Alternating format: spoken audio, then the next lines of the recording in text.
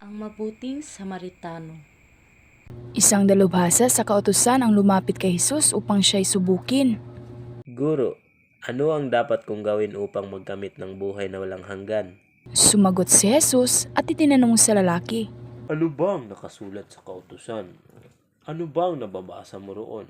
Anang eskriba ay ibigin ang Panginoong Diyos ng buong puso, kaluluwa at lakas, at ibigin ang kapwa gaya ng sarili.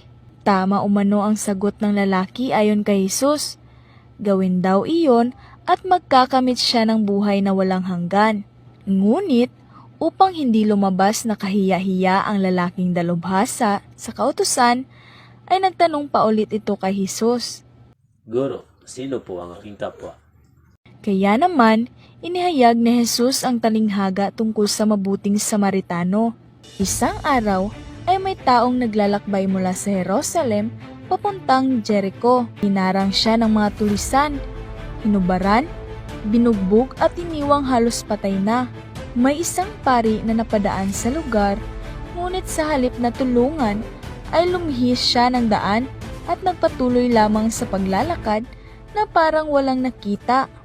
Ganon din ang ginawa ng isang Levita na nakakita sa bugbog saradong katawan ng lalaki. Nagkataon namang napadaan ang isang lalaking Samaritano na naglalakbay. At nang makita ang lalaki, ay agad niya itong tinulungan. Siya'y naawa dito. Binuhusan at nilinisan ang sugat sa kabinindahan. Pagkaraan ay sinakay niya ang lalaki sa kanyang asno at dinala ito sa bahay panuluyan upang maalagaan siya doon.